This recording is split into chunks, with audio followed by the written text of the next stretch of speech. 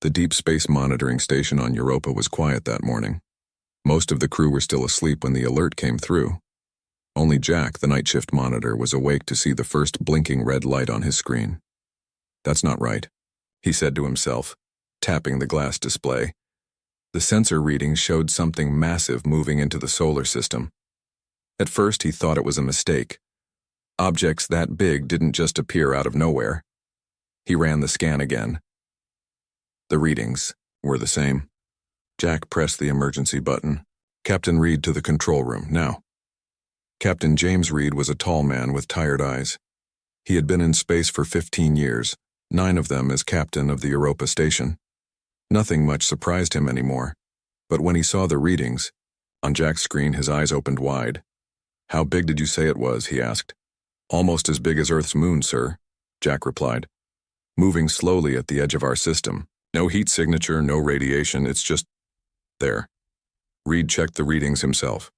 "Send word to Earth. We need a team to check this out." 3 days later, the scout ship Horizon left Europa Station. On board were Captain Reed, Dr. Lisa, Brown, and engineer Tom Miller. Lisa was the best xenobiologist in the space program, even though she had never actually met an alien. Tom was strange but brilliant with machines. He had a way of fixing things no one else could understand. "Approaching the object," Reed announced as they neared their target. Through the main window they saw it for the first time. It was smooth and dark gray, shaped like an oval with flat sides. No windows, no visible engines, just a massive shape floating in space. "That's not a natural object," Lisa said, pressing her face against the glass. "Someone built that." Tom said nothing, but he felt a strange buzz in his head like a forgotten song. The Horizon circled the mysterious object, taking readings from all sides. They found what looked like a door on one end. Reed decided they would dock there and try to enter. "Are you sure that's wise, Captain?" Lisa asked. "We don't know what's inside." "That's why we're here," Reed replied. "To find out." The docking was easy, almost as if the giant ship had pulled them in. The door opened without resistance. Reed led the team inside, all 3 wearing their spacesuits just in case. Inside, lights came on as they entered. The air was breathable according to their tools. Slowly, they removed their helmets. "How is this possible?" Lisa wondered. "This ship must be ancient, but everything works perfectly." The halls were wide and tall, with smooth walls covered in strange writing, symbols showing stars, planets, and what looked like maps of the galaxy. One symbol appeared more often than others. 3 vertical lines next to each other with a circle around them. "Class-111, Tom said suddenly. Reed looked at him. "What?" Tom pointed at the symbol. "That's what it means. This is a Class-111 world. Ship." "How could you possibly know that?" Lisa asked. Tom shook his head. I don't know. I just do." They walked deeper into the ship. The halls led to bigger rooms filled with strange machines. Some looked like they were made for growing plants. Others had tables that might have been for eating or working. Everything was built for beings about the same size as humans. "This was made to carry people," Reed said. "A lot of people, like a city in space." "A world ship," Tom said. "Designed to transport an entire civilization across the stars." In one room they found what looked like a control center. Panels with more symbols lined the walls. When Tom got close to one panel, his head began to hurt. He reached out and touched it. Images flashed in his mind. Stars exploding. Strange beings running. A war. Then darkness. "Tom!" Lisa shouted, catching him as he fell back. "Are you okay?" His eyes were wide. They were running from something. The people who built this ship, they were trying to escape. "How do you know that?" Reed asked, concerned. Before Tom could answer, a light began to flash on one of the panels. A soft hum filled the room. "What did you do?" Reed asked. "I don't know," Tom said. "I just touched it." Lisa checked her tools. "Some kind of signal just activated. It's sending out a pulse." "Can we stop it?" Reed asked. Tom tried touching the panel again, but nothing happened. "I don't think so." Reed's communicator beeped. It was Jack from the Europa station. "Captain, we're detecting new objects entering the system, fast-moving, like nothing we've ever seen before." Reed looked at his team. "We need to go deeper. Find out what this ship is and why it's here before whoever is coming arrives." They moved quickly through more halls until they found a large circular room. In the center was a raised platform with what looked like sleep pods arranged in a circle. All were empty except one. Inside the last pod was a figure. It looked almost human, 2 arms, 2 legs, a head, but its skin had a slight blue tint. It appeared to be sleeping. "An alien," Lisa whispered, her eyes wide with wonder. "A real alien." Tom stepped toward the pod, drawn by a feeling he couldn't explain. When he got close, his head began to hurt again. He reached out and touched the glass. The pod lit up. The pain in Tom's head grew stronger. He fell to his knees but kept his hand on the glass. "Tom, get back," Reed ordered. But Tom couldn't move. The pod opened with a soft hiss. The alien's eyes opened. They were deep blue, almost glowing. It sat up and looked directly at Tom. "Hello," it said in perfect English. "My name is Alex. I've been waiting for you for a very long time." Reed and Lisa stood frozen in shock. "How can you speak our language?" Lisa finally asked. Alex smiled. "I learned it from him." He pointed at Tom. "From me?" Tom asked. "But we've never met." "Not in this life," Alex said. "But your ancestors and mine knew each other well." Alex stepped out of the pod. He looked like a young boy, maybe 12 years old in human terms, but his eyes seemed ancient. "This ship is called the Seeker," he said. "It is the last of the Class-111 world ships built by my people, the Ankai." "What is a Class-111 world ship?" Reed asked. "It is the most advanced vessel ever created," Alex explained, "capable of sustaining millions of lives for thousands of years as they travel between stars. But it is also much more than that." A loud alarm sounded from Reed's communicator. Jack's voice came through, panicked. "Captain, multiple ships have entered Earth orbit. They're not one of ours." Alex's face turned grave. "They found us sooner than I expected." "Who found us?" Reed demanded. "The Vareth," Alex said. "They destroyed my world. They hunted us across the stars.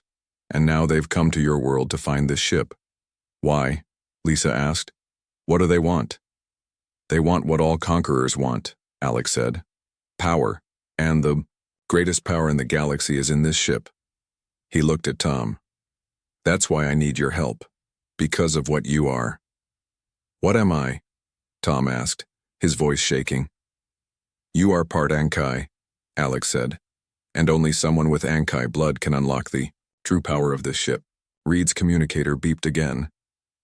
"Captain," Jack's voice said, "the alien ships are landing. They're landing all over Earth." Reed looked at his team, then at Alex. "We need to warn Earth." "It's already too late," Alex said. "The Vareth have arrived, and your world will never be the same." The news spread quickly across Earth. Alien ships had landed in 12 major cities at the same time: New York, London, Tokyo, Beijing, Delhi, Cairo, and others. Each ship was the same: black metal that seemed to drink in light, shaped like an arrow pointing down. Each one was about the size of a small building. No one knew what to do. Some people ran. Others stayed to watch. The military surrounded each ship, but no one fired. They were all waiting. General Kate Wilson stood at the edge of the military line in Washington, D.C., watching the ship through her binoculars. After 20 years in the Army, she had seen many things, but nothing like this. "Any movement?" she asked her second-in-command. "No, General," he replied. "The ship has been silent since landing 3 hours ago." As if hearing her words, the side of the ship began to change. A door appeared where there had been only smooth metal before. It opened slowly. "Everyone stay calm," Kate ordered into her radio. "No one fires unless I give the order." A tall figure stepped out of the ship. It looked almost human, but it was over 7 feet tall with gray skin that had a metallic shine.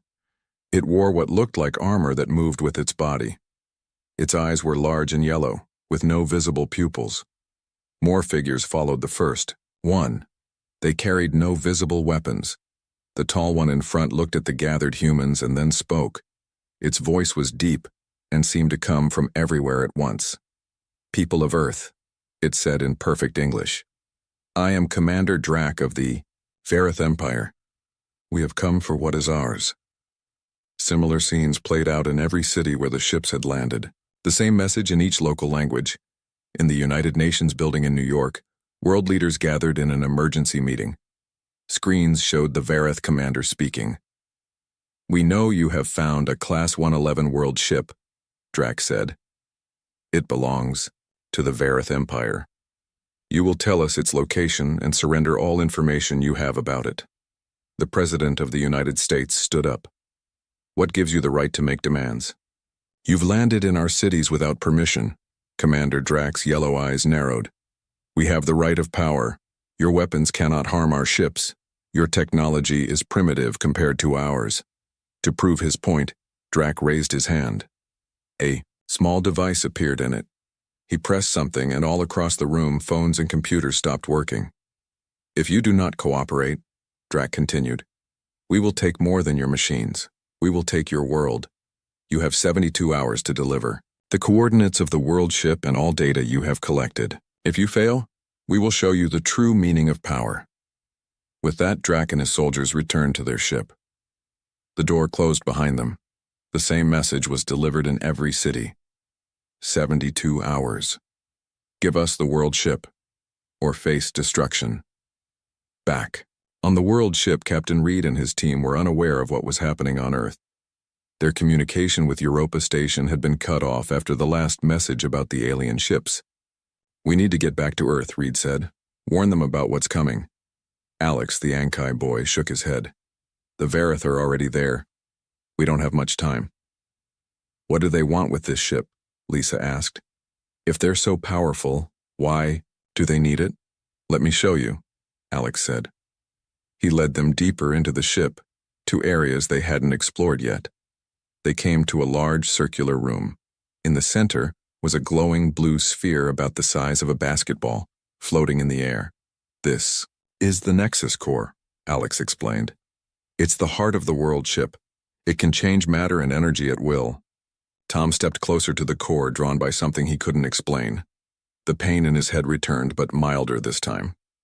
"What do you mean it can change matter and energy?" Reed asked.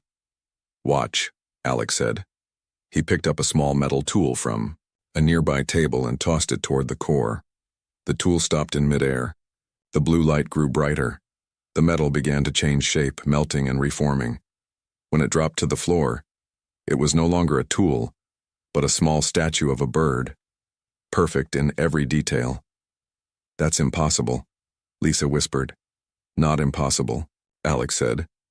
"Just beyond your current science. The core understands the basic patterns of all matter.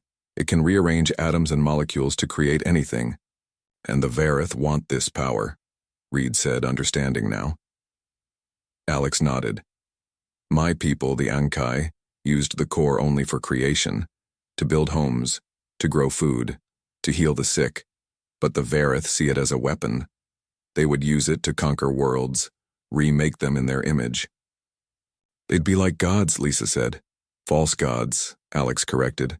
"The core has limits, and it was never meant to be used for destruction." Tom was still staring at the core. "I can hear it," he said quietly. "In my head. It's singing." Alex put a hand on Tom's shoulder. "That's your Ankai blood. Many thousands of years ago, before my time, the Ankai visited Earth. Some stayed, had children with humans. That blood has been diluted over generations, but it's still there in some of you. It lets you connect with our technology." Reed's face showed concern. "If what you're saying is true, Earth is in serious danger. We need to get back and warn them." "Even if we leave now, it will take days to reach Earth," Lisa pointed out, "and the Vareth are already there." "There's another way," Alex said. He walked to a wall and placed his hand on it.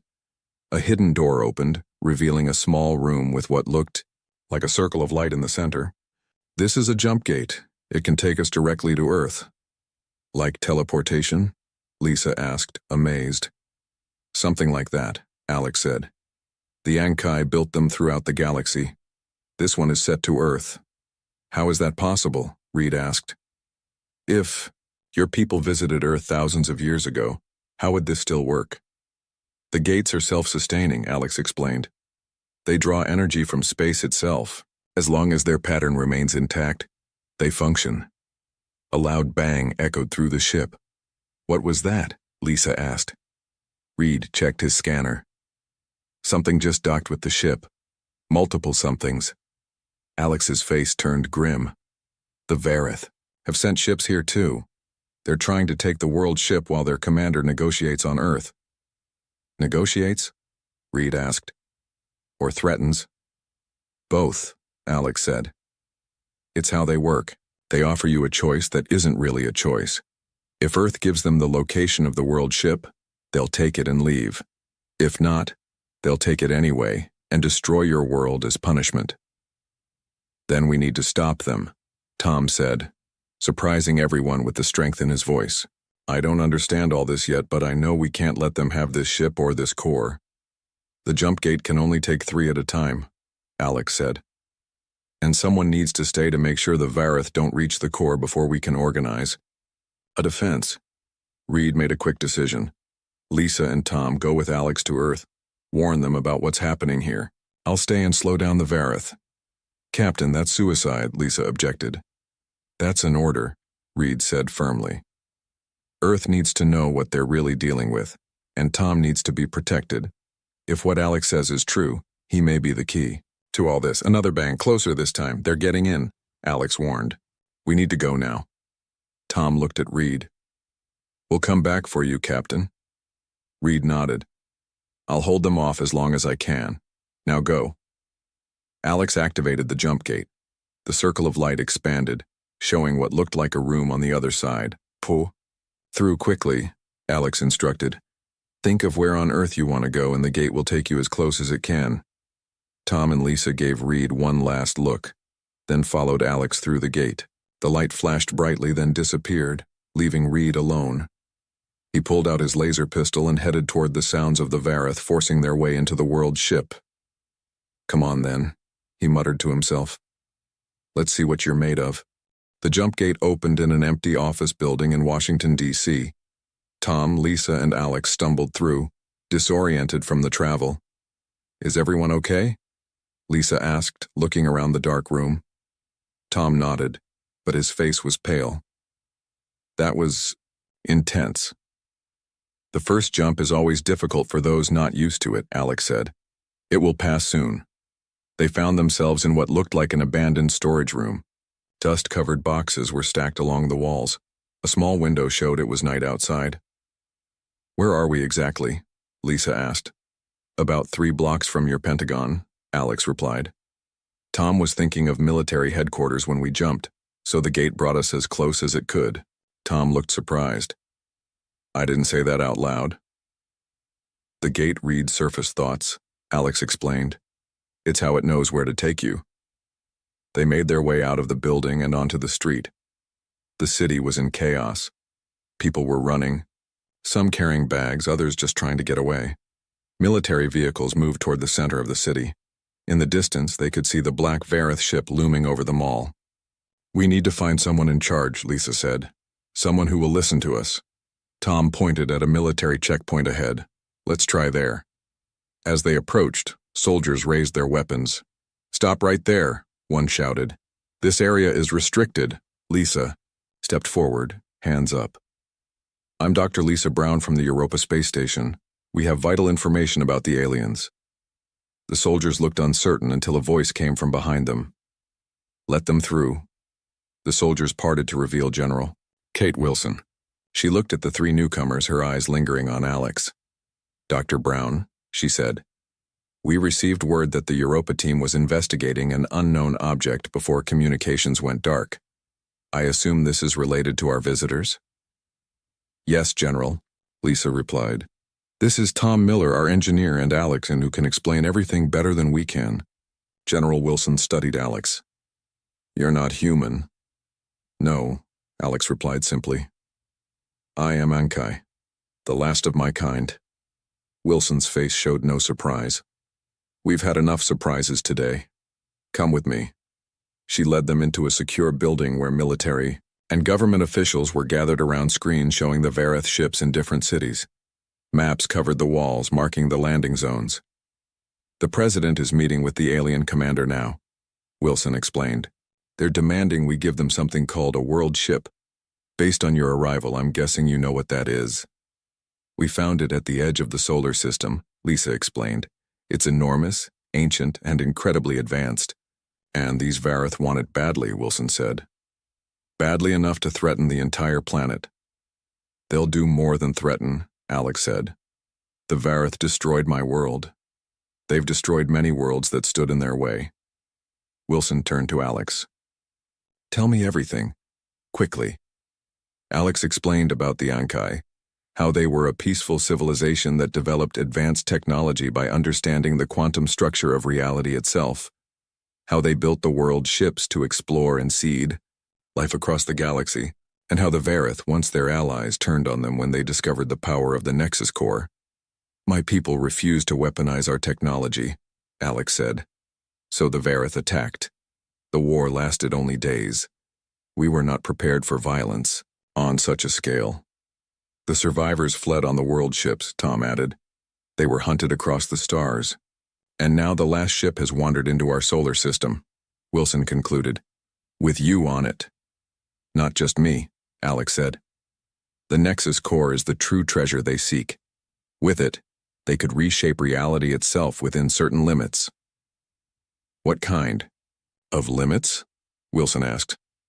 The core can only affect matter within about the distance from your Earth to your moon, Alex explained. But within that range, it can change anything.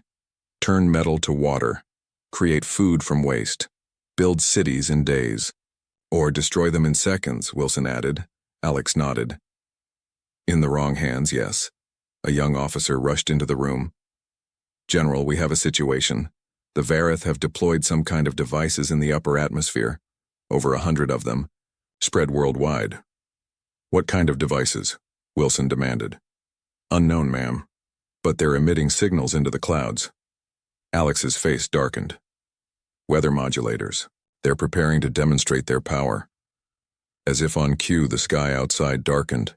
Wind began to howl through the streets. Within minutes, rain pounded against the windows, and lightning flashed across the sky. This storm came out of nowhere, Wilson said, watching as hail began to fall. And it's happening all over the world, the officer reported, checking his tablet. Storms, earthquakes, tsunamis forming on coastlines. It's a taste of what's to come, Alex said. A warning. Wilson turned to the room. How long until their deadline? 52 hours, ma'am. And we still haven't told them where the world ship is, Lisa said. The president refused their demands, Wilson replied. Said we don't negotiate with threats. Tom, who had been quiet, suddenly spoke up. Captain Reed is still on the world ship. The Vareth were boarding when we left. One man against who knows how many aliens, Wilson mused. Not good odds. There's something else you should know, Alex said. He looked at Tom. It's about you. Tom shifted uncomfortably. What about me? Your connection to the ship isn't random, Alex explained. The visions, the headaches, understanding the symbols, it's because you have Ankai DNA. The room fell silent. What are you talking about? Tom asked. I'm human, born in Chicago. Thousands of years ago, the Ankai visited Earth, Alex explained. Some stayed, had children with humans. Those children had children of their own. The bloodline thinned over generations but never disappeared completely. So, Tom is part alien? Lisa asked. A very small part, Alex confirmed. But enough to connect with our technology. Enough to potentially control the Nexus core. Tom sat down heavily. That's why I could read the symbols. Why I felt drawn to the ship. Wilson looked at Tom with new interest. If what he's saying is true, you're very valuable right now. To us and to the Vareth.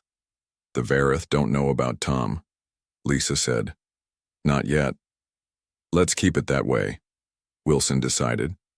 If he can control this core thing, he might be our only advantage. A loud boom shook the building.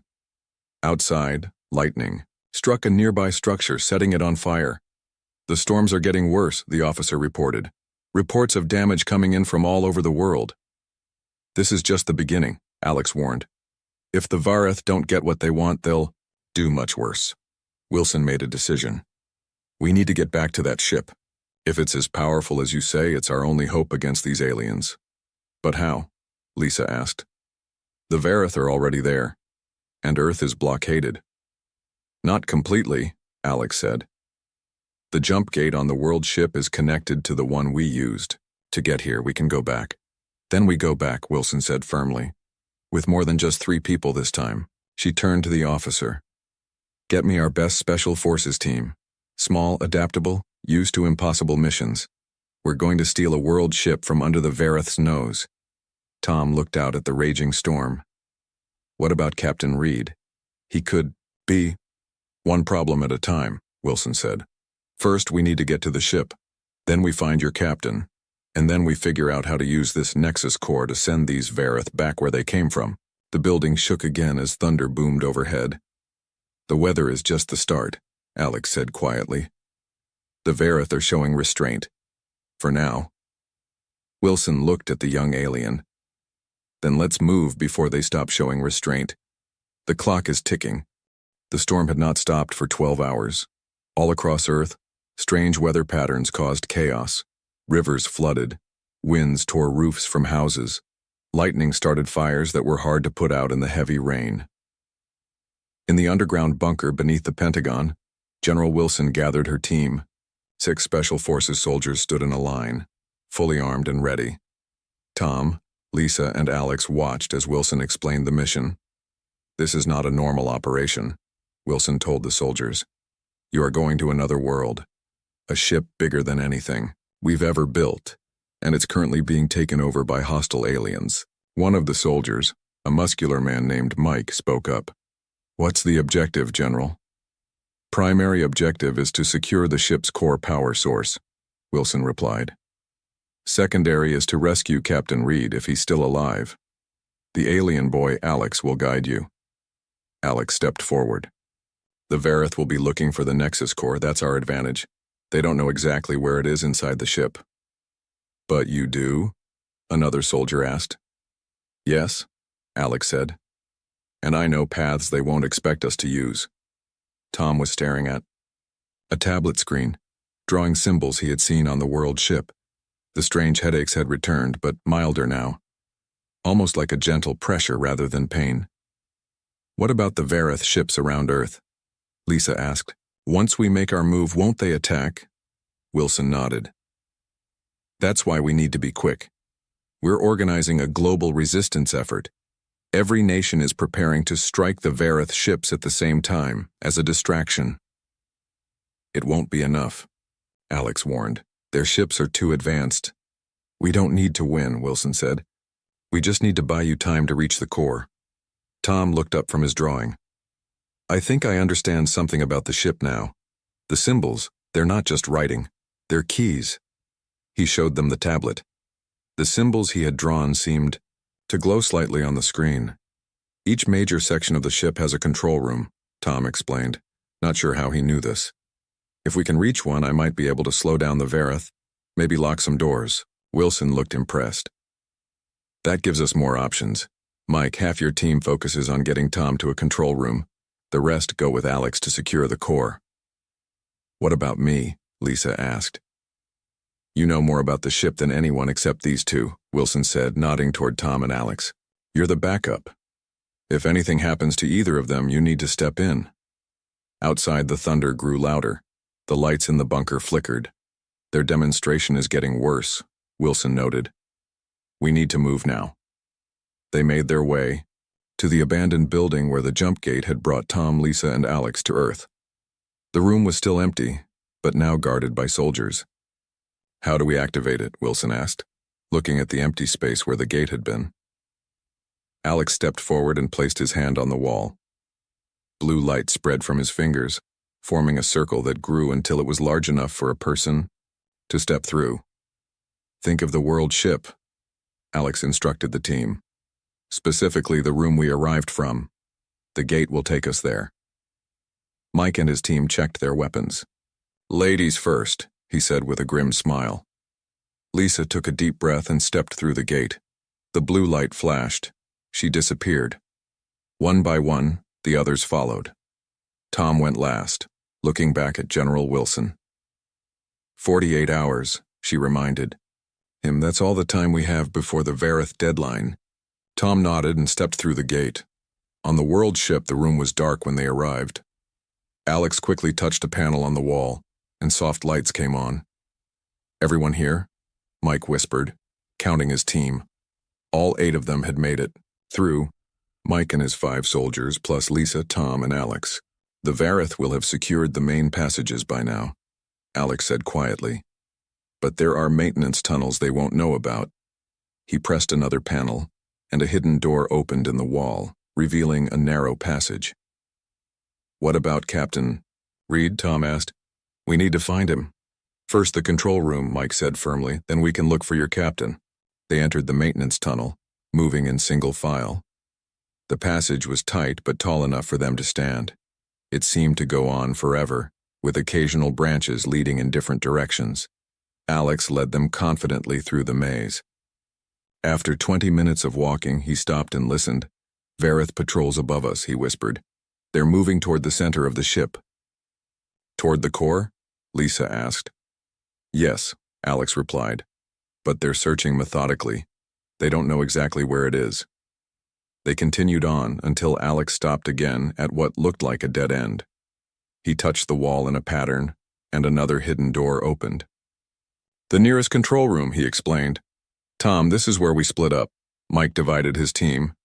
Johnson, Williams, Park, you're with Tom and Dr. Brown. Secure the control room. The rest come with me and the alien kid to find this core. Tom looked at Alex. What do I do once I'm inside? Place your hand on the main console, Alex said. Your Ankai blood will do the rest. The ship will recognize you.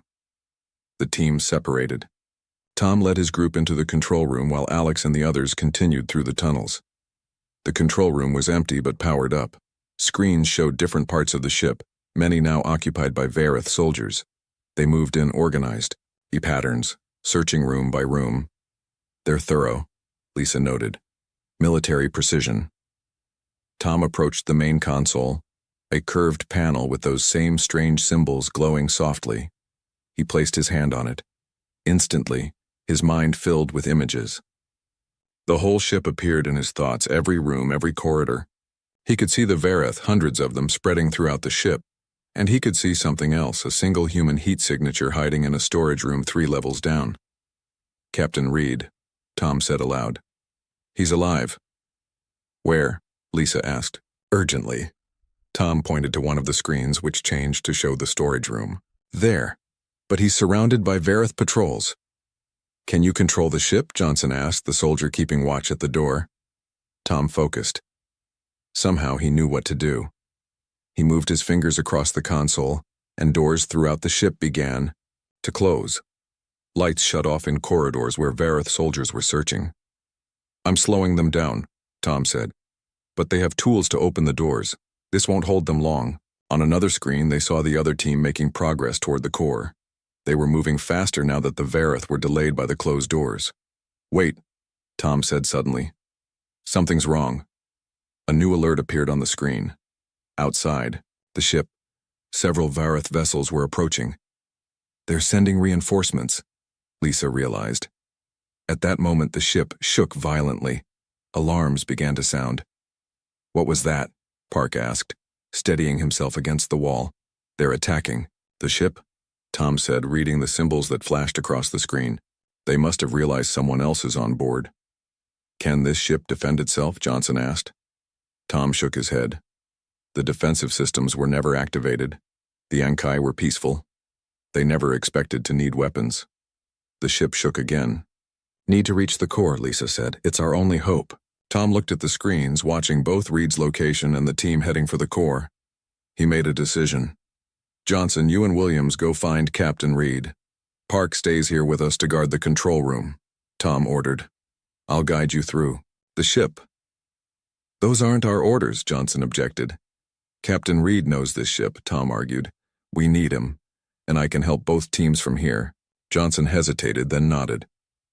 Fine, but be ready to move if things get worse. As Johnson and Williams left, Tom turned back to the console. Through the ship's systems, he could see the Vareth commander on one of the attacking ships. It was Drac himself, the same leader who had threatened Earth. They're getting desperate, Tom said. They know we're here and they know what we're trying to do. Can we still reach the core before them? Lisa asked. Tom watched the screens, his connection to the ship growing stronger by the minute. Yes, he said, but only if I can keep them distracted. He placed both hands on the console and closed his eyes. Throughout the ship, systems began to activate that had been dormant for centuries. The world ship was waking up. The world ship trembled as the Vareth vessels attacked from outside. Inside, Tom's connection to the ship grew stronger with each passing minute. His hands moved across the control panel as if he had been trained to use it his entire life. The ship is responding to me, he told Lisa and Park, who watched in amazement. I can feel it, like it's alive. On the screens, they could see Johnson and Williams fighting their way toward Captain Reed's location. The Vareth had discovered them, and laser fire flashed in the corridors. They need help, Lisa said, watching the soldiers take cover behind a corner. Tom nodded. He closed his eyes and concentrated. In the corridor where Johnson and Williams were pinned down, panels in the walls suddenly opened. Small floating orbs emerged, glowing with soft blue light. The orbs moved toward the Vareth soldiers and released pulses of energy that knocked them unconscious. What are those? Park asked, his rifle still trained on the control room door. Defense drones, Tom replied, surprised at his own knowledge. The Ankai made them to protect, not to kill. On another screen, they watched Alex leading Mike and the rest of the team through the maintenance tunnels. They were getting close to the Nexus core, but Vareth forces were closing in from all sides. Outside, more Vareth ships had arrived. The attacks on the world ship intensified. Tom, Lisa said, pointing to a new alert on the screen. Look at this. A message from Earth appeared. General Wilson's face was grim as she reported. The Vareth have escalated their attacks. Major cities are experiencing severe earthquakes. Coastal areas are being hit by tsunamis. Millions of people are in danger. Whatever you're going to do it now. Tom felt the weight of responsibility pressing down on him. We need to get to the core. That's the only way to stop this. But what about Captain Reed? Lisa asked. And the others? Tom made a quick decision. I can guide them all from here, but I need to focus. Park, guard the door. Lisa, watch the screens and tell me if anything changes. He placed both hands on the console again and closed his eyes. This time he let himself sink deeper into the connection with the ship. In his mind, he could see the entire vessel as if he were looking at a three-dimensional map. He could feel every system, every circuit, every power flow. With a thought, he sent more defense drones to help Johnson and Williams. With another, he opened a hidden path for Alex's team to reach the core. Then he focused on the Vareth ships attacking from outside. The world ship had no weapons, but it had shields. Tom activated them, and a shimmering blue barrier appeared around the ship, deflecting the Vareth attacks. It's working, Lisa said, watching the screens. The shields are holding. On one screen, they saw Johnson and Williams reach the storage room where Reed was hiding. The captain looked tired and injured, but alive. He had been fighting a guerrilla war against the Vareth for hours, using whatever he could find as weapons. Captain, Johnson shouted as they entered the room. Time to go. Reed looked up, surprised. How did you get here? Long story, Williams replied. But Tom Miller is controlling the ship somehow, and we need to get to the core. On another screen, Alex's team had reached the entrance to the core chamber. But Vareth soldiers had found another way in and were already inside. No, Lisa gasped. They've reached the core. Tom opened his eyes. We need to get there now. All of us. He sent a message to both teams, directing them to the core chamber. Then he, Lisa, and Park left the control room, running through the corridors that Tom now knew by heart. As they ran, the ship shook again. The Vareth attacks were getting more intense, and even the shields were beginning to fail. General Wilson just sent another message, Lisa said, checking her communicator. The Vareth on Earth are saying they'll destroy everything if they don't. Get the ship in the next hour. They're getting desperate, Tom replied. That means we're close to stopping them. They reached the core chamber just as Reed, Johnson, and Williams arrived from another direction. Alex and his team were already inside, engaged in a firefight with Vareth soldiers. The chamber was massive, with the glowing blue Nexus core floating in the center.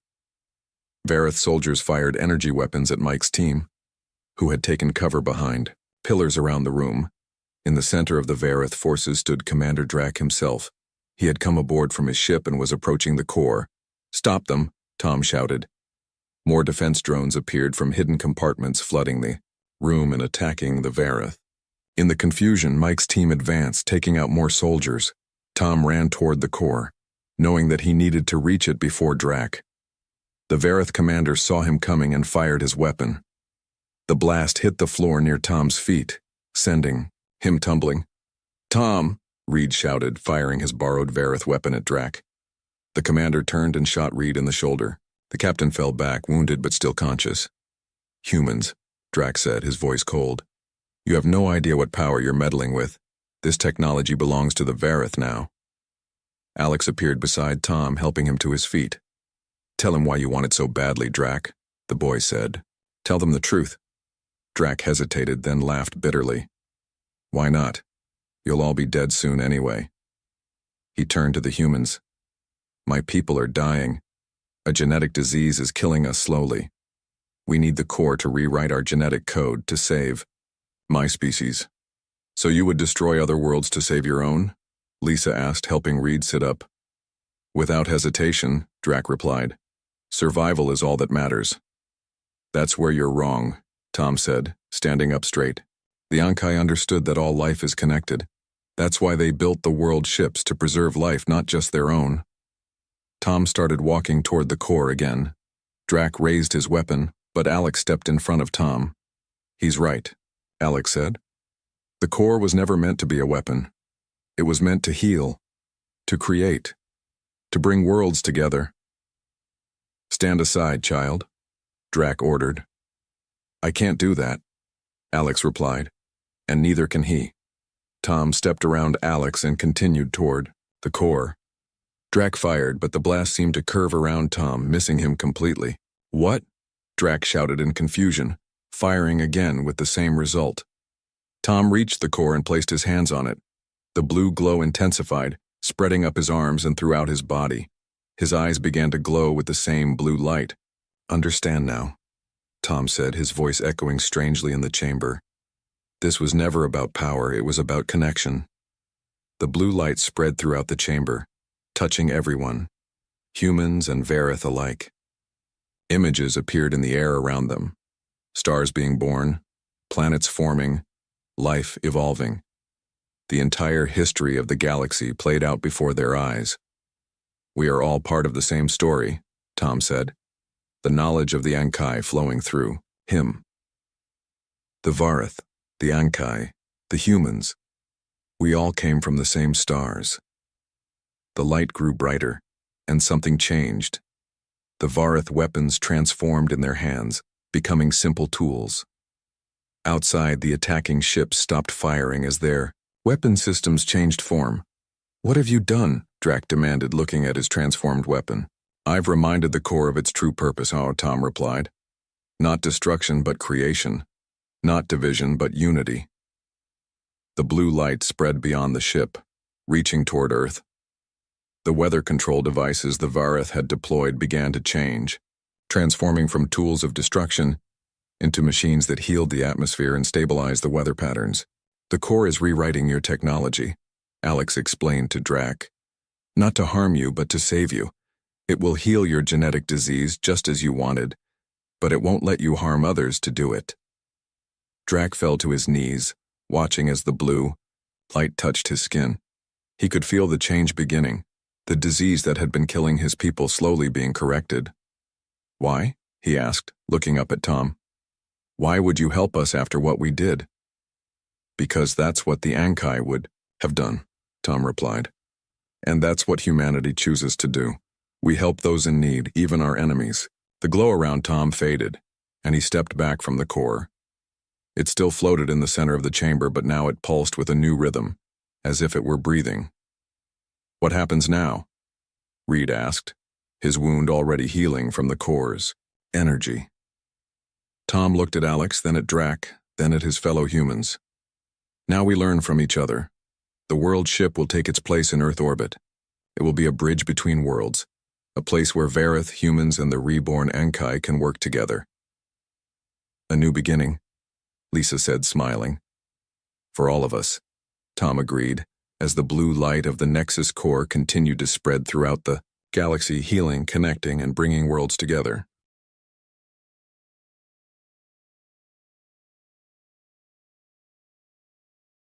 The sky over New York turned purple on a Tuesday morning. Not the soft purple of dawn or the deep purple of a storm, but an electric, unnatural purple that made people stop and stare. Traffic halted. Phone calls ended mid-sentence. Children pointed, upward, their eyes wide with wonder and fear. "It's happening," whispered Mark Jones, a street vendor who had been selling hot dogs at the same corner for 20 years. He had always believed that someday aliens would come. Now, as the massive shadow of something impossibly large darkened the city, he knew he had been right. All across Earth, the scene repeated. In Beijing, Moscow, London, Rio, and 100 other cities, the same purple light filled the sky. The same massive ships appeared, hanging in the air like metal mountains. For 3 days, the ships just watched. They made no moves. They sent no messages. The world's governments tried to contact them but got no answer. Some people ran and hid. Others celebrated in the streets, thinking the aliens had come to save humanity. Most just waited, wondering what would happen next. On the 4th day, the aliens spoke. "People of Earth." The voice came through every radio, every TV, every phone, and even devices that were turned off. "We are the Galactic Council. We have watched your world for many years. The time has come for you to join us." The voice was deep and strange, like it was coming from something not made to speak human languages. It explained that the Council ruled over 500 worlds across the galaxy. Earth would be the 501st. The world's leaders gathered in an emergency meeting at the United Nations. They chose Admiral James Wilson to speak for Earth. At 62, Wilson had led peace talks during the last war, which had finally ended all major fighting on Earth 10 years earlier. His calm blue eyes and steady voice made people trust him. "We need to be careful," Wilson told the room full of nervous leaders. "We don't know what they want from us." The aliens asked for a meeting, and Wilson agreed. The next day, a smaller ship landed in a field outside of New York.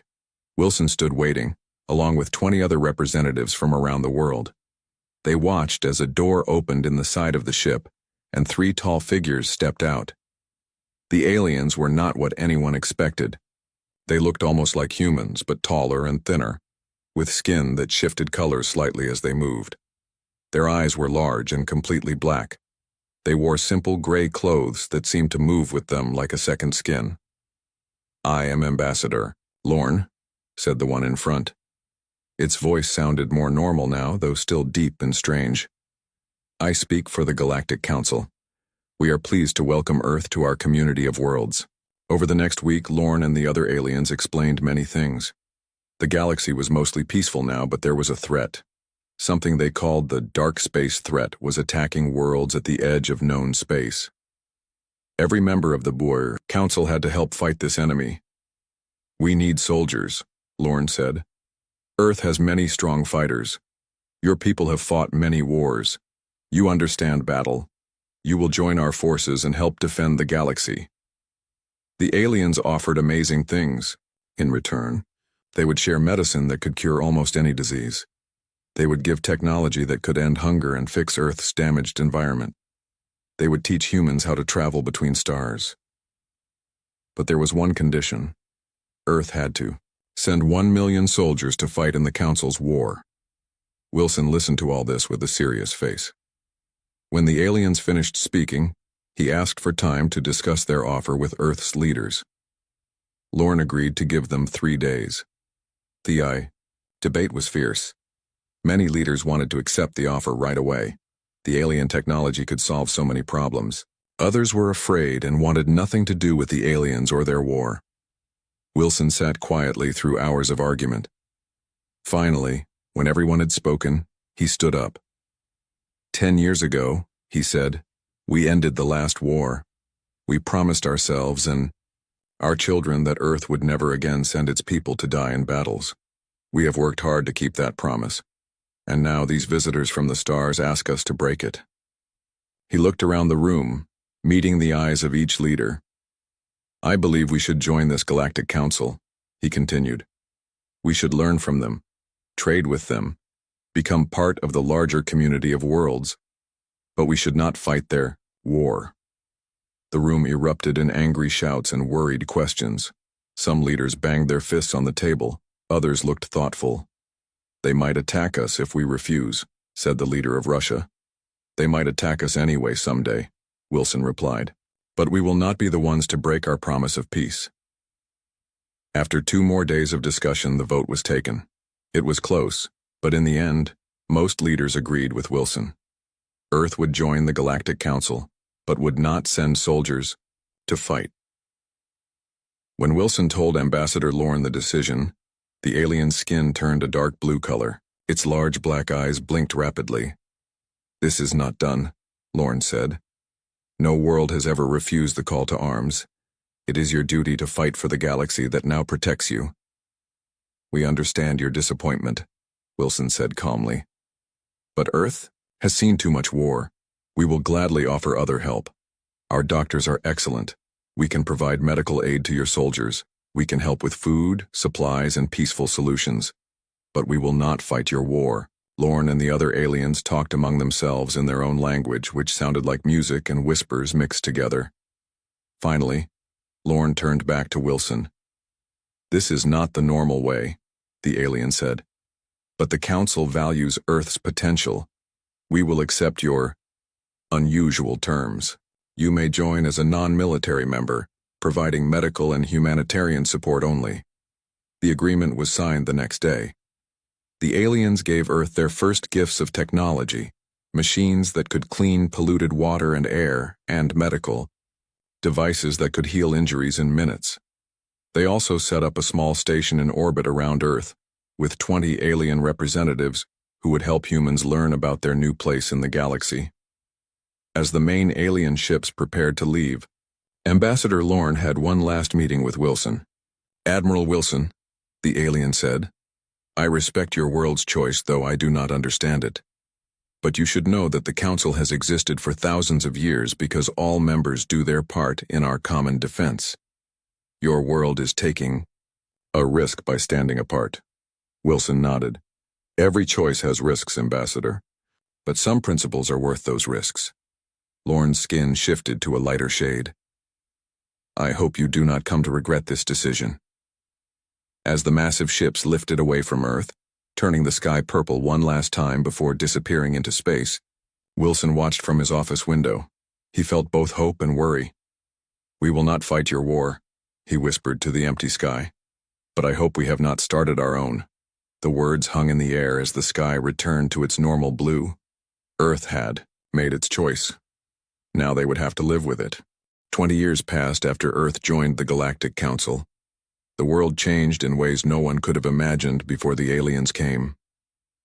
Tom Reed walked through the busy hospital on the alien planet Nexus. At 45, his hair was starting to turn gray at the sides, but his eyes were bright and full of energy.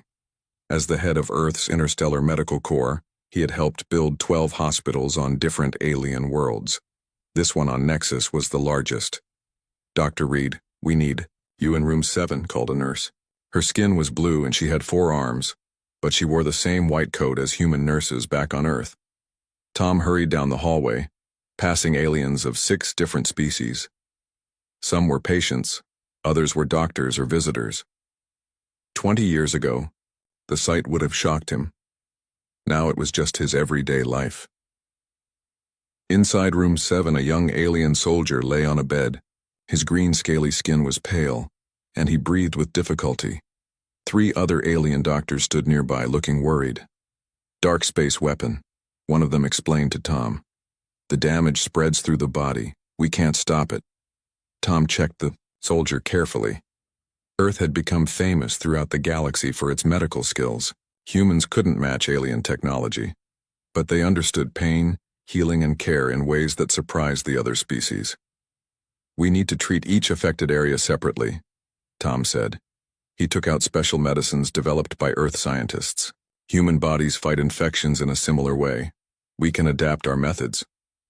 After 3 hours of careful work, the soldier's breathing improved. His skin began to return to its normal dark green color. "He will live," Tom told the other doctors.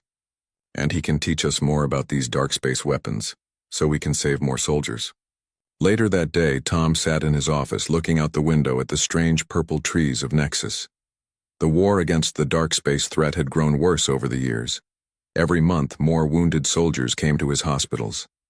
Every month, the Council asked Earth to send fighters, not just doctors. His computer screen lit up with an incoming call from Earth. Admiral Wilson's face appeared. The Admiral was now in his 80s, his hair completely white, but his blue eyes were still sharp. "Tom," Wilson said, "how are things on Nexus?" "Busy," Tom replied. "The fighting is getting closer to this sector. We had 15 new patients today with dark space weapon injuries." Wilson nodded, his face serious. "The Council is putting more pressure on us. Ambassador Lorne has been replaced." "Replaced? But Lorne has been our main contact for 20 years. The Council says Lorne was too soft on Earth. The new representative is called Commander Vex. He arrived yesterday and he's very different from Lorne." Tom frowned. "That doesn't sound good." "It isn't," Wilson agreed. "Vex made it clear that the Council is unhappy with our arrangement. They say we're taking advantage of the protection they provide while giving too little in return."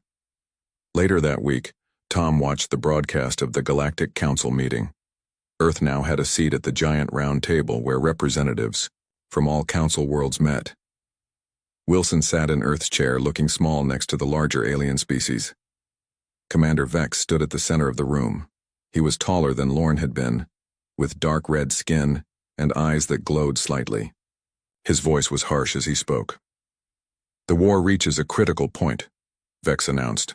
"All worlds must increase their military contributions, especially," he turned to look directly at Wilson, "those who have contributed no fighters at all." Wilson's voice was calm when he answered. "Earth continues to honor our agreement.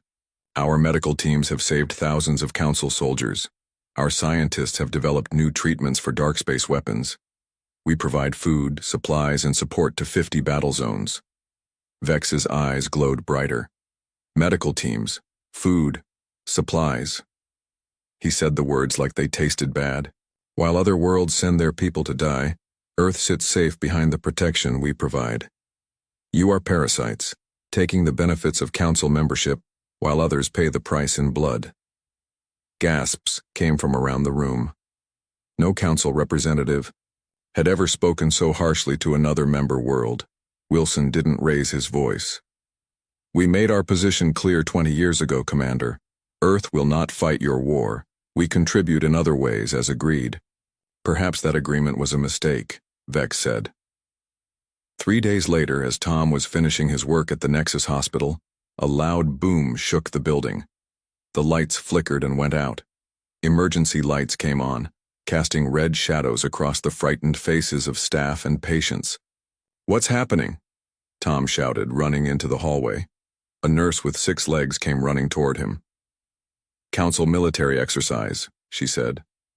Something went wrong. Their weapons hit the east wing of the hospital. Tom's heart seemed to stop. The East Wing had over 200 patients, most of them human doctors and nurses who were resting between shifts. He ran through the smoke-filled corridors, helping to carry injured people out of the damaged building. By the end of the day, the terrible news was clear. 189 humans and 45 aliens had died in the accident. When Tom called Earth to report what had happened, Wilson's face grew pale on the screen. "This was no accident," the Admiral said quietly. "It's a message from Vex and the Council." Over the next month, more accidents happened. A ship carrying medical supplies from Earth was destroyed by pirates, who somehow had Council military weapons. 3 more human medical stations reported equipment failures that killed dozens. Earth's government sent a formal complaint to the Galactic Council, demanding an investigation into these incidents. The Council meeting to discuss the complaint was short. Commander Vex dismissed the deaths as unfortunate but minor incidents in a time of war.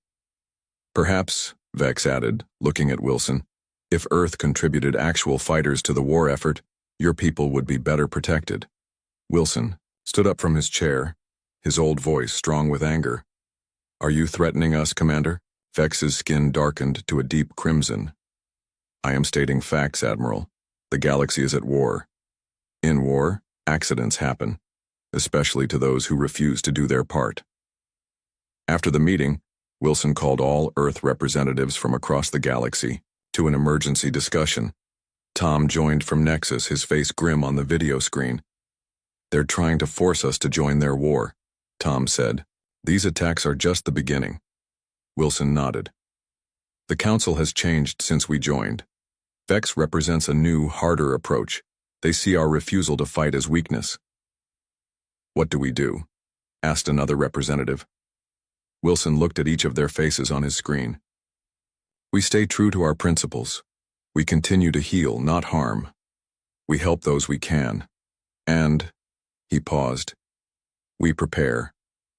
Because I fear worse is coming." As the call ended, Tom looked out his window at the stars above Nexus. Somewhere out there, the war against the dark space threat continued. But he couldn't help wondering if a new war was about to begin, one that would come to Earth itself. "We will not fight your war," he whispered, repeating Earth's old promise. He hoped it wouldn't become Earth's epitaph. The warning came too late.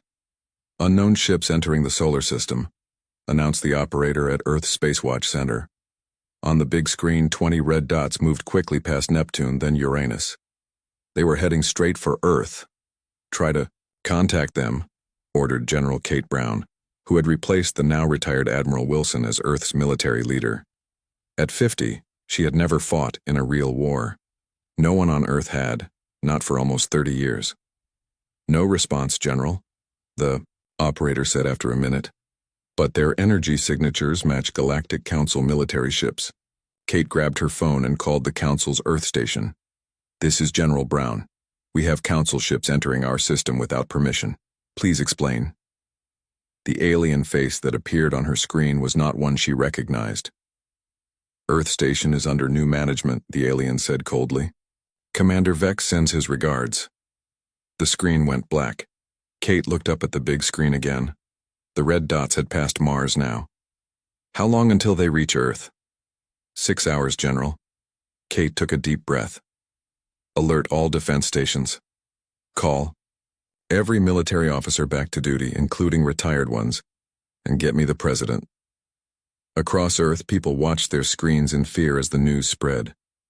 Alien ships were coming, and this time, they weren't coming in peace. In London, Mary Cooper was teaching a class on military history when her phone buzzed with an emergency alert. Mary was 45, with short gray hair and quick brown eyes. She had never served in the military but had studied every major battle in human history. "Class dismissed," she told her students after reading the message. "Go home to your families." As the students left, one young man stayed behind. "Professor Cooper, what's happening?" Mary looked at him sadly. "I think the history I've been teaching is about to become very useful." 6 hours later, the alien ships entered Earth orbit. They made no demands, sent no messages. They simply opened fire. The few defensive satellites Earth had were destroyed in minutes. Then the ships started targeting major cities. The shields that aliens had helped humans build 20 years ago stopped most of the damage, but not all of it. Buildings fell. Fires started. People died. As the sun set over a burning London, Mary Cooper made her way to the emergency government center set, up in an old underground station. She had received a direct call from General Brown asking for her help. "Professor Cooper," Kate greeted her as she entered the crowded room filled with military officers and government officials. "Thank you for coming." "I'm not sure how a history teacher can help," Mary said honestly. Kate's face was grim. "You're the world's expert on how humans fought wars before we had alien technology. That knowledge just became the most valuable thing on Earth." On the screens around them, they could see alien ships landing in fields outside major cities. Troops were marching out wearing armor that glowed slightly in the darkness. "They expect us to be helpless," Kate said. "They think because we've had peace for 30 years, we've forgotten how to fight." Mary looked at the screens, her mind racing through the battles she had studied all her life.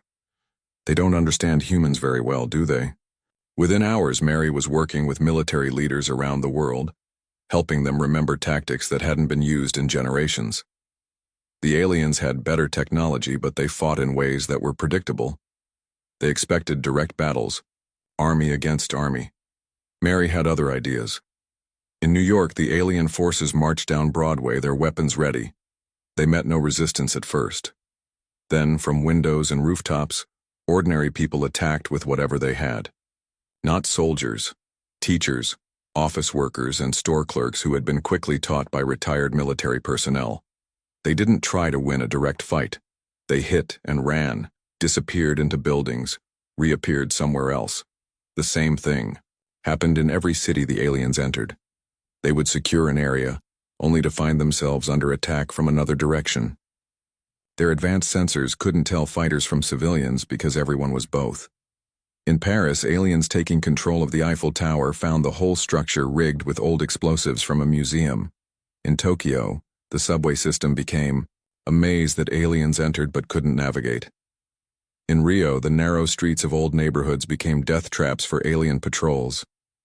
A month into the invasion, Commander Vex called an emergency meeting aboard his ship in orbit. The alien leaders looked uncomfortable as they shared their reports. "We hold only 12% of the territory we expected to have by now," said one officer. "Human resistance is not what we expected." Vex's red skin had darkened with anger. "They refused to send soldiers to fight our war for 20 years. How can they suddenly know how to fight so well?" "They never forgot," said another officer. "They just chose not to." On the ground, Mary Cooper worked day and night from the moving headquarters of the human resistance. They never stayed in one place for long, using old trains and underground tunnels to move between cities. "They're trying to use their ships to track our communications," a young tech expert told her one night. Mary smiled. "Then we won't use modern communications."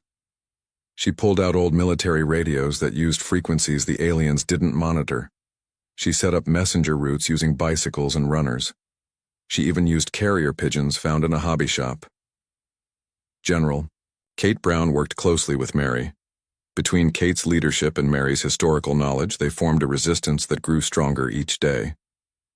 "The aliens know how to fight a space war," Mary explained during a strategy meeting. "They don't know how to fight humans who don't play by their rules. They use tactics from every war in human history. Vietnam's tunnel systems, World War II's resistance networks, ancient Roman defensive formations, American Revolutionary War hit-and-run attacks. Every dirty trick, clever strategy, and desperate measure humans had ever invented was put to use." 2 months into the invasion, the aliens controlled only small areas around their landing ships. They had expected to take the whole planet in weeks. Now they found themselves surrounded in every city they had entered. In London, Mary watched from a hidden position as aliens tried to secure a bridge over the Thames. Her group had let them get halfway across before blowing up both ends, trapping the alien unit. "We're not winning yet," she told Kate over their secure radio. "But they're definitely losing." In orbit, Commander Vex received the latest reports with growing rage. What should have been an easy conquest of a peaceful world had turned into a nightmare. The Council had assured him that humans were soft, that they had forgotten the art of war in their decades of peace. The reports from his forces told a different story. Humans remembered war all too well. They just hadn't wanted to fight someone else's. "Send more ships," Vex ordered. "Double the invasion force. I want this planet under control in 1 month. His second-in-command looked nervous. Commander, the Council has not authorized more ships. They still officially deny involvement in this operation. Vex's eyes glowed dangerously. Then I will take personal command on the ground. These humans will learn what it means to defy the Galactic Council. As night fell over the battlefields of Earth, Mary Cooper looked up at the stars, knowing the aliens were watching from above. We will not fight your war, she whispered, repeating Earth's old promise.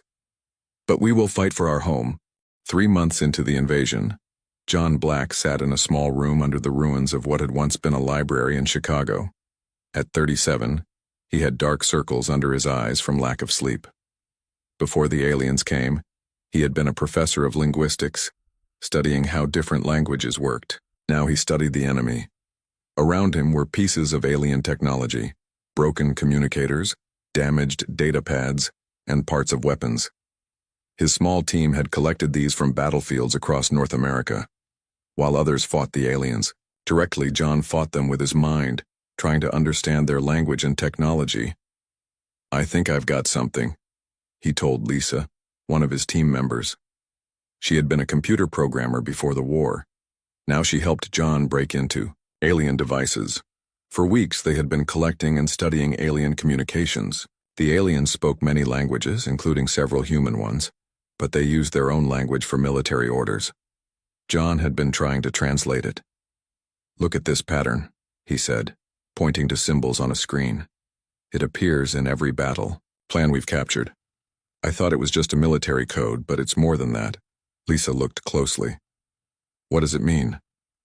It's about the dark space threat, John said slowly. The enemy the Council has been fighting for centuries, but something doesn't make sense. He showed her more translations.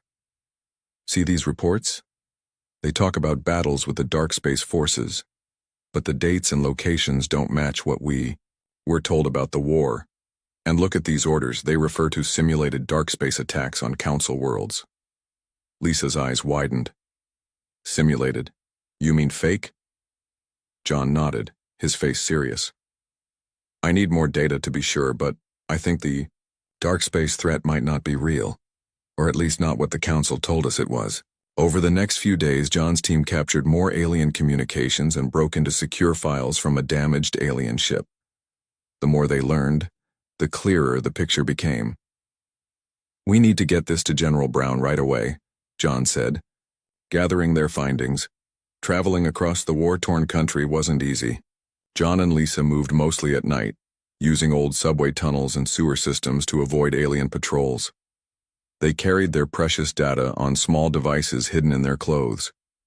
After a week of dangerous travel, they reached the mobile headquarters, where General Brown and Mary Cooper were planning the next phase of Earth's defense. This better be important, Kate said when they arrived. She looked tired. Leading a worldwide resistance against aliens with superior technology was not easy. It is, John promised. It changes everything. He connected his devices to their computer system and showed them what he had discovered.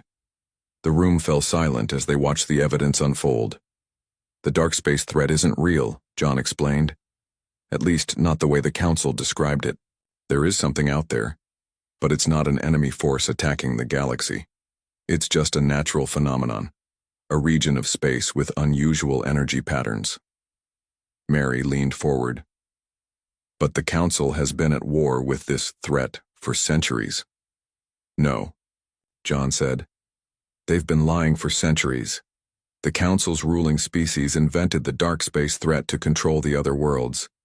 They stage fake attacks on outer colonies, then demand soldiers and resources to fight the non-existent enemy. He showed them more translated files. The real purpose of the Council's military is to keep member worlds in line. Any planet that grows too strong or questions the Council's authority gets a visit from dark space forces. The Council then either destroys them or forces them to send more troops to the fake war. Kate's face had gone pale. So Earth was invaded not because we refused to fight, but because we questioned the Council's authority, Mary finished. We showed other worlds that membership was possible without military service. Exactly, John said. We were setting a dangerous example. If other worlds followed our lead, the Council's control would fall apart. Can we prove this? Kate asked. Can we show this to the other Council worlds? John nodded. That's why we came. If we can broadcast this information to both human fighters and alien troops, we might change the course of the war. They worked through the night, preparing the message and gathering all the evidence. John translated everything into the major languages of the Council worlds. By morning, they had a complete package of data, ready to broadcast. We can use the aliens' own communication network, Lisa explained. Their ships connect to a galaxy-wide system. If we can hack into one of their major transmitters, we can send this message everywhere. The plan was dangerous. The largest alien transmitter was in their main base in what had once been Washington, D.C. Breaking in would require a major attack, a distraction big enough to let a small team reach the communication center. Mary developed the strategy, using everything she had learned about alien weaknesses. Kate organized strike teams from resistance fighters across the eastern United States. John and Lisa prepared the technical side, making sure they could quickly upload their message once they reached the transmitter. The attack began at dawn 3 days later. Human fighters hit the alien base from multiple directions, using tactics the aliens still hadn't adapted to. While the main battle raged, John and Lisa, protected by a small team of soldiers, slipped into the base through an underground entrance Mary had discovered. We have 10 minutes, maybe less, said the team leader as they reached the communication center. Do what you need to do. Lisa quickly connected their devices to the alien system. Uploading now, she said. John, make sure the translation is working. On screens around the room, they could see their message beginning to broadcast. First, to all forces on Earth, then to ships in orbit, and finally to the wider galaxy. The evidence was clear, the translation precise. The great lie at the heart of the Galactic Council was exposed for all to see. Outside, the battle suddenly changed. Many alien soldiers, seeing the proof on their own devices, stopped fighting. Some put down their weapons entirely. Others turned on their commanders, demanding answers. Commander Vex, watching from his command ship in orbit, saw his forces falling into confusion. "Cut all communications," he shouted. "This is human trickery." But it was too late. The message had spread too far. Vex watched in rage as some of his own ships broke formation, their crews in open rebellion, after learning the truth. "If they won't obey," he snarled, "then they are no longer needed." He turned to his loyal officers. "Prepare the orbital weapons. If we can't control Earth, we will burn it." Back on the ground, John and his team were escaping the communication center when they received an urgent message from General Brown. "The alien fleet is repositioning," Kate's voice said through their communicators. "They're preparing for orbital bombardment. Get to shelter immediately." As they ran through the chaos of the battlefield, John looked up at the sky. They had exposed the truth, but had they just made things worse? Commander Vex might now destroy the entire planet rather than lose control. Was it worth it? Lisa asked, quietly as they reached a safe bunker. Exposing the lie if it gets us all killed? John thought about it for a moment. "The truth is always worth it," he finally said. "And we're not dead yet." Above them, Vex's fleet prepared to rain fire on Earth. But unknown to the humans below, something unexpected was happening among the stars. The message hadn't just reached Earth, it had reached hundreds of worlds across the galaxy. And many of them had questions for the Galactic Council. Commander Vex stood on the bridge of his flagship, watching Earth through the main viewing screen. His red skin had darkened to almost black with rage. 6 months of fighting had led to this moment. His invasion force was in disarray after John Black's revelation about the dark space threat, but Vex still had loyal ships. "Weapons locked on all major population centers," reported an officer. "Awaiting your command." Vex raised his hand to give the order that would destroy millions of lives. Then a new voice spoke. "Commander, we have multiple ships entering the system." Vex turned sharply. "Our reinforcements?" "No, sir.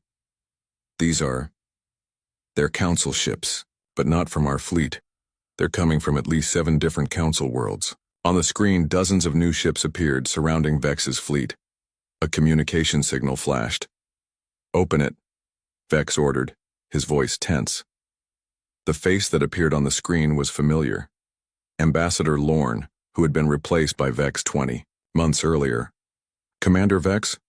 Lorne said, his skin shifting to a cool blue color. "By order of the Galactic Council Reform Committee, you will stand down immediately." Vex's eyes widened. "Reform Committee? What nonsense is this?" "The truth about the dark space deception has spread across the galaxy," Lorne explained. "Many worlds have risen against the old Council leadership. I speak for those worlds now." "Traitor," Vex spat. "No," Lorne replied calmly. "I am finally being loyal to the true purpose of the Council, cooperation between worlds, not control over them." Vex looked at his officers, seeing doubt on many of their faces. "Fire the weapons," he ordered. "Destroy this planet before more are infected with its ideas." No one moved to obey. "I said fire," Vex shouted. His second-in-command stepped forward. "Sir, we joined to protect the galaxy from the dark space threat. If that threat isn't real, it doesn't matter," Vex snarled. "What matters is order, control. The lesser worlds must be kept in line." As Vex raged, more of his officers backed away. On other ships in his fleet, similar scenes played out as crews refused orders to attack Earth. Lorne's voice was sad but firm. "Commander Vex, you are relieved of duty. Surrender your ship." What happened next was quick. Vex tried to draw his weapon, but his own officers stopped him. Within an hour, he was under arrest, and control of the invasion fleet had passed to those loyal to the new Reform Committee. On Earth, people watched the alien ships with fear and hope. No one knew what the arrival of more alien vessels meant. Could they trust this Ambassador Lorne? Was this just another trick? In the underground command center, General Kate Brown received a communication request from the alien fleet. "Should we answer it?" she asked Mary Cooper and John Black, who stood beside her. "We should hear what they have to say," Mary suggested. "But be ready for anything." Kate accepted the call. Ambassador Lorne's face appeared on their screen. "General Brown," Lorne said, "I know you have no reason to trust me or any representative of the Council after what has happened, but I am here to offer peace, real peace this time." "The last peace offer didn't work out so well for us," Kate replied coolly. Lorne's skin darkened with what humans had learned was shame in his species. What Commander Vex did was wrong. Many in the Council never approved of the invasion, but those who created the dark space lie had too much power. That has changed now. Over the next few hours, Lorne explained what had happened across the galaxy. John's broadcast of the truth had reached not just Earth but hundreds of worlds. Many had already suspected the dark space threat wasn't what the Council claimed. With proof finally available, rebellions had broken out on dozens of planets. "In just 6 days, the old Council leadership has fallen," Lorne said. "A reform committee has taken control, with representatives from many worlds, especially those who suffered most under the old system." Kate and her advisors listened carefully, looking for any sign of deception. John analyzed Lorne's language patterns, while Mary studied the historical parallels to other regime changes. "What happens now?" Kate finally asked. "That depends partly on Earth," Lorne replied. "Many worlds now look to your planet as a symbol of resistance against tyranny. Your choice to not fight the false war seems wise now, not weak. Your voice would be welcome in building a new galactic community." It took weeks of careful talks before Earth's leaders agreed to meet with the Reform Committee. The meeting was held in orbit above Earth, on a neutral ship. Admiral Wilson, now 85 and in poor health, insisted on attending alongside General Brown, Mary Cooper, and John Black. When Wilson entered the meeting room with the help of a cane, many alien representatives stood in respect. The old admiral had become a symbol of peaceful resistance throughout the galaxy. "Admiral Wilson," Lorne greeted him. "It is good to see you again, though I wish it were under better circumstances." Wilson nodded slowly. "Better late than never, Ambassador. I understand you were working against Commander Vex from within all along." "Not effectively enough," Lorne admitted. "I should have acted sooner." The meeting lasted 3 days as representatives from 20 worlds discussed how to build a new galactic organization, not based on military control, but on cooperation and mutual benefit. On the third day, Admiral Wilson addressed the gathering. 20 years ago, he said, his voice thin but clear, Earth made a choice that many thought foolish. We refused to fight someone else's war. We chose to heal rather than harm. That choice nearly destroyed us when the truth about that war was revealed. He looked around the room at the alien faces. Some looked very different from humans, but all shared the same serious attention. Now we have another choice to make, Wilson continued. We could turn away from the galaxy, focus only on rebuilding our world. Many on Earth would prefer that. There were murmurs around the room. Several alien representatives looked down, understanding the temptation. But that is not our answer, Wilson said, his voice growing stronger. Earth refuses to be defined by fear or anger, even after all we have suffered. He stood straighter, setting aside his cane. Instead, we offer the same answer. We gave 20 years ago, but with a new meaning. We will not fight your war, but we will work for everyone's peace. The room erupted in sounds of approval from a dozen different species.